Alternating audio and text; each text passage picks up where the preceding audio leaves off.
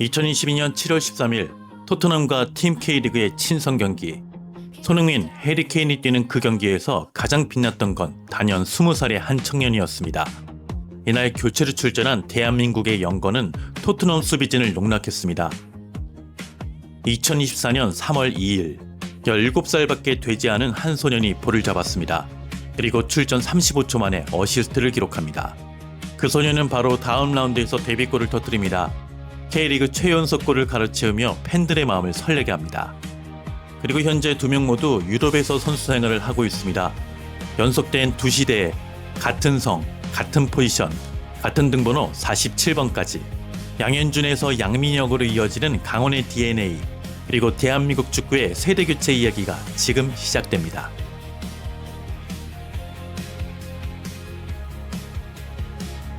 (2002년 5월 25일) 부산에서 태어난 양현준은 2021년 19살의 나이로 강원FC에서 프로무대에 섰습니다. 첫 시즌 10경기에 출전했지만 골은 없었습니다. 하지만 2022년 양현준은 폭발했습니다. 36경기에 출전해 8골 4개의 도움을 기록했고 K리그 영플레이어상을 받았습니다. 양현준의 플레이는 충격적이었습니다. 측면에서 공을 받으면 3명, 4명의 수비수를 연속으로 제쳤습니다. 순간적으로 속도를 높였다가 갑자기 멈추며 수비수를 혼란에 빠뜨렸습니다. 2023년 7월 스코틀랜드 셀틱이 35억 원에 양현준을 데려갔습니다. 강원FC 역대 최고 이적료였습니다. 양민혁은 2006년 4월 16일에 태어났습니다. 강원FC 유소년 출신인 양민혁은 2024년 3월 프로무대에 데뷔했습니다. 17세 10개월 15일 강원FC 역대 최연소 출전 기록이었습니다. 강원 팬들은 양현준의 후계자가 왔다고 환호했습니다. 등번호도 양현준이 달았던 47번.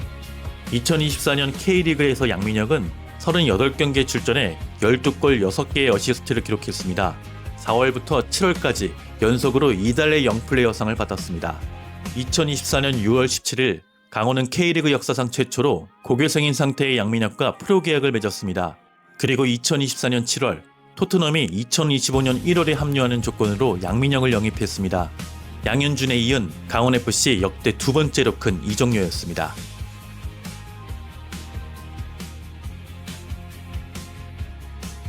(2023년 7월) 양현준은 스코틀랜드 최고의 명문 셀틱에 도착했습니다. 23-24 시즌 양현준은 13경기에 출전했습니다. 많은 경기를 벤치에서 시작했고 교체로 투입되는 경우가 많았습니다. 24-25 시즌 양현준은 34경기에 출전하면서 6골 5개의 어시스트를 기록합니다. 확실한 주전이라고 하기에는 교체 출전이 많았던 시즌이었습니다. 이후 26 시즌이 시작되기 전 여름 이적 시장 막바지에 버밍엄 시티의 메디컬 테스트까지 완료했지만 셀틱이 최종 거절하면서 이적이 성사되지 못합니다. 이적이 불발된 이후 또다시 주전 경쟁에서 밀린 듯 했지만 신인 감독 부임 이후 3백의 주전 윙백으로 낙점받았습니다. 그리고 그때부터 득점이 폭발합니다. 25경기 중 선발 19경기 6골. 양현준의 윙백 도전은 대한민국 국가대표팀에도 영향을 끼칠 것으로 보입니다. 2024년 12월 양민혁은 토트넘에 합류했습니다. 하지만 토트넘은 바로 챔피언십 QPR로 임대 보냅니다. 실전 경험을 쌓기 위해서였습니다. 하지만 QPR에서 양민혁은 팀 사정상 출전 기회가 많이 주어지지 않았습니다.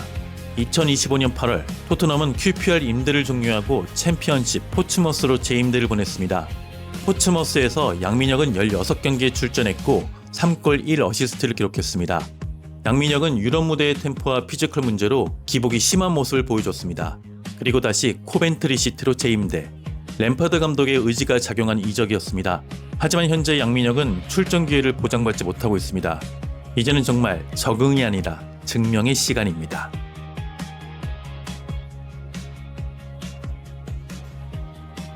양현준이 등장했을 때 사람들이 가장 먼저 떠올린 단어는 자유로움이었습니다. 공을 잡으면 정형화된 움직임이 없었고 예측 불가능한 선택을 했습니다. 드리블, 컷인, 과감한 슈팅. 양현준의 축구는 틀에 갇히지 않았습니다. 그래서 양현준의 플레이 스타일은 굉장히 직관적입니다. 양현준은 공을 잡는 순간 수비수의 시선을 전부 끌어옵니다. 이 선수의 최대 장점은 1대1에서 무조건 뭔가를 만들어낸다는 점입니다. 강원이란 팀은 그 자유를 허락했습니다. 실수가 곧 교체로 이어지지 않았고 도전은 곧 경험으로 축적됐습니다. 그 결과 양현준은 K리그에서 가장 개성 있는 윙어로 성장합니다. 특히 1대1 돌파 능력과 중앙으로 파고드는 감각은 상대 수비에게 늘 부담이었습니다. 그는 공을 오래 소유하면서도 경기의 흐름을 끊지 않는 드문 유형의 위어였습니다. 그리고 그 재능은 결국 유럽의 시선을 끌었습니다. 하지만 단점도 분명합니다. 볼 소유 기간이 길고 수비 가담과 전술 수행에서는 기복이 있습니다. 그래서 양현주는 선발보다는 경기를 바꿔야 할 때 투입되는 카드로 가치가 더 큽니다. 양민혁은 양현준과 전혀 다른 방식으로 주목받기 시작했습니다. 화려함보다는 결정력, 자유로움보다는 완성도. 양민혁의 축구는 처음부터 실전형이었습니다. 공을 받으면 불필요한 동작이 없고 결정이 빠릅니다. 수비라인 뒤에서 침투, 풀백과의 연계, 중앙으로 파고드는 타이밍, 이 모든 게 굉장히 빠르고 정확합니다. 그래서 양민혁은 드리블로 상대를 제치지 않아도 이미 수비를 무너뜨린 상태에서 공을 받습니다. 그래서 감독이 가장 좋아할 수밖에 없는 선수입니다.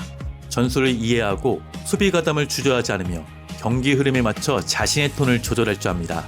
양민혁은 어린 나이에도 불구하고 경기 내내 흔들림이 적습니다. 물론 양민혁도 아직은 성장 단계입니다. 1대1 순수 개인 돌파력과 피지컬 싸움에서는 경험이 더 필요합니다.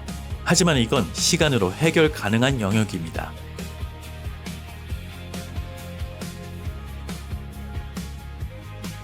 강원이 원했던 건 언제나 하나였습니다.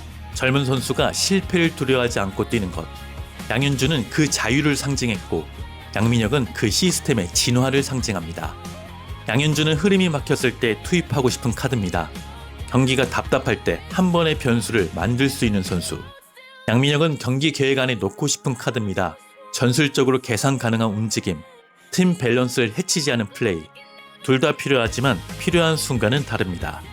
이 두 이름은 같은 팀, 같은 포지션에서 서로 다른 시대를 대표합니다. 양현준이 열어놓은 길 위를 양민혁이 걷고 있고 양민혁의 완성 위에 또 다른 이름이 올라설지도 모릅니다.